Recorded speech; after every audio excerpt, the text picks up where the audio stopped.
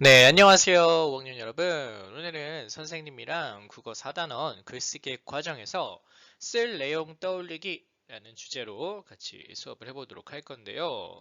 여기 나와 있는 것처럼 오늘은 쓸 내용, 내가 무엇인가 글을 쓸 때 어떤 내용에 대해서 쓰면 좋을까, 어떻게 하면 잘 떠올릴 수 있을까 하는 방법에 대해서 같이 공부해 보도록 할 거예요.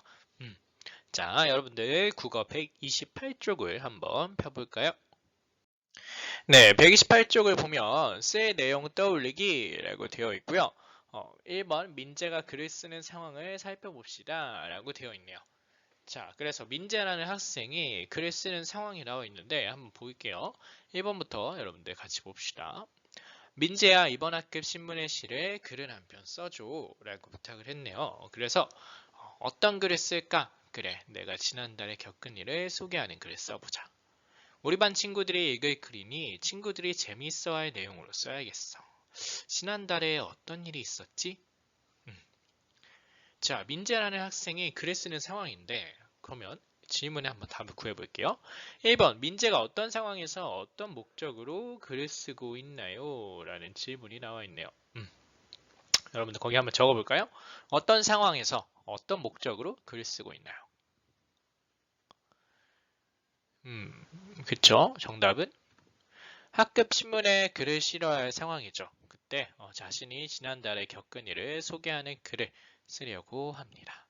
상황은 학급 신문에 글을 실어야 할 상황이고요. 목적은 내가 지난달에 겪은 일을 소개하는 글을 써보는 게 목적이죠.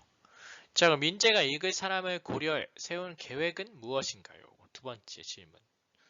민재가 읽을 사람이 누군지를 생각하면서 세운 계획이 있었어요. 그쵸? 이건 무엇이었나요? 친구들이 재밌어할 내용을 쓰는 거였죠. 여기 있는 우리 반 친구들이 읽을 글이니 여기 나와 있죠. 친구들이 재밌어할 내용으로 써야겠어. 그래서 지난달에 어떤 일이 있었는지를 곰곰이 생각하고 있네요. 자, 그래서 여러분들이 어떤 글을 쓸 때 쓸 내용을 떠올리면서 생각해야 할 것들이 바로 밑에 나와 있습니다. 글을 쓰는 상황을 살펴볼 때에는 글을 쓰는 목적, 그리고 글을 읽을 사람, 글이 실릴 매체 따위를 생각해야 해요.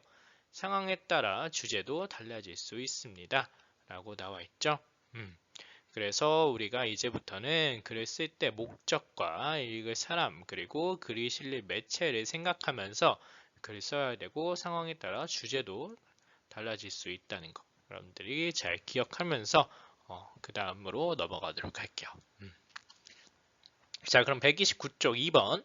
민재가 글로 쓸 내용을 어떻게 떠올렸는지 보기에서 찾아 빈칸에 써봅시다. 보기에 두 가지가 나와 있어요. 1번, 2번.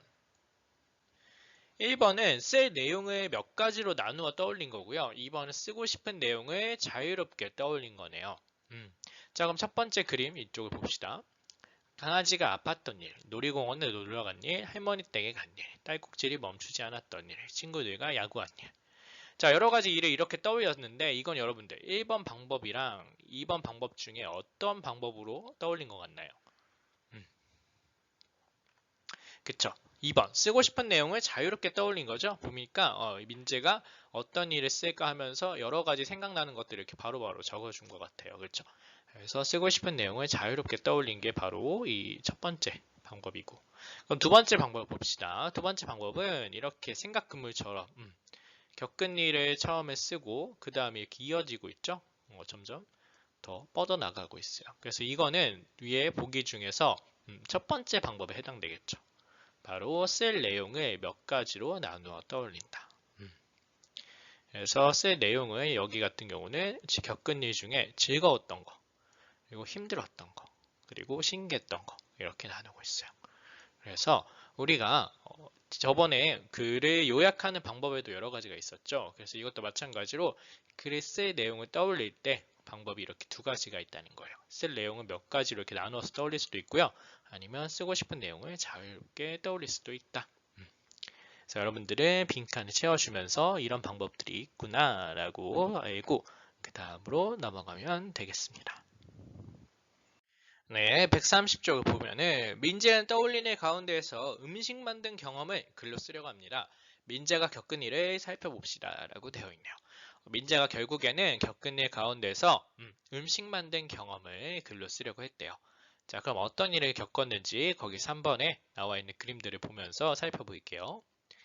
달걀말이가 정말 맛있어요, 삼촌. 달걀말이를 맛있게 만들려면 아빠, 달걀말이를 만들어 보고 싶어요. 그래? 그럼 시장에 들렀다 갈까? 삼촌께서 달걀을 골고루 잘 저어야 한다고 하셨어요. 맛있게 잘 만든 것 같아요. 이야, 아주 훌륭한데? 우와, 달걀말이잖아. 맛있겠다.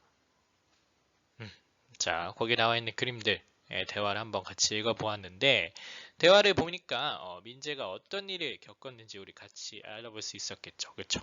달걀말이를 밖에서 먹었는데 삼촌한테 너무 맛있어서 어떻게 만드는지를 배웠어요. 그쵸? 그래서 집에 오면서 부모님께 얘기를 하고 집에 와서 직접 만들어 보는 이런 일을 아마 민재가 겪은 것 같아요. 그래서 오른쪽 131쪽을 보면 민재가 떠올린 내용을 어떻게 글로 썼는지 도전 달걀말이를 읽어봅시다 라고 되어 있네요. 그래서 우리가 이걸 보고 알 수 있는 거는 민재가 떠올린 일 중에 음식 만든 경험을 떠올렸는데 그걸 바탕으로 이렇게 4번에 글을 쓴 거죠. 도전 달걀말이라는 글. 그치? 그래서 민재는 쓴 내용을 떠올리고 그 중에 하나를 정해서 이렇게 글을 쓰는 것까지 아마 한 것 같아요. 그럼 우리가 민재가 쓴 글을 한번 읽어보고 우리도 뒤에 132쪽에 빈칸에 한번 쓸 내용에 대해서 떠올려보는 시간을 가져보도록 할게요. 자, 그럼 일단 131쪽에 4번을 한번 같이 읽어보겠습니다. 도전 달걀말이. 나는 달걀말이를 정말 좋아한다. 날마다 달걀말이를 반찬으로 먹어도 투정하지 않을 자신이 있다. 지난 주말에 삼촌 댁에 갔다니 삼촌께서 내가 좋아하는 달걀말이를 해주셨다. 삼촌은 요리를 정말 잘하시는 것 같다. 달걀말이가 너무 맛있어서 삼촌께 달걀말이를 만드는 방법을 배워왔다. 먼저 재료로 달걀 6알, 다진파 1줌, 소금, 식용유를 준비한다. 그런 다음 달걀을 큰 그릇에 깨트려 넣고 다진파 1줌과 소금 적당량을 넣어서 골고루 잘 저어준다. 삼촌께서 이때 달걀을 젓가락으로 싹둑싹둑 잘라주어야 좋다고 하셨다. 덩어리진 것을 가위로 자르듯 끊어주면 된다고 하셨다. 그런 다음 약한 불에 준비한 지진판을 얹고 식용유를 골고루 두른 뒤 달걀물을 넓게 붓는다. 그리고 조금씩 익으면 끝에서부터 뒤집개로 살살 말아준다. 내가 음식을 만든다고 하니 아버지께서 걱정하시며 조금 도와주셨다. 그리고 내가 처음으로 만든 달걀말이를 드시고 정말 맛있다고 하셨다. 내가 만든 요리를 우리 반 친구들에게도 주고 싶지만 사람이 너무 많으니 특별히 요리 비법을 공개한 것이다.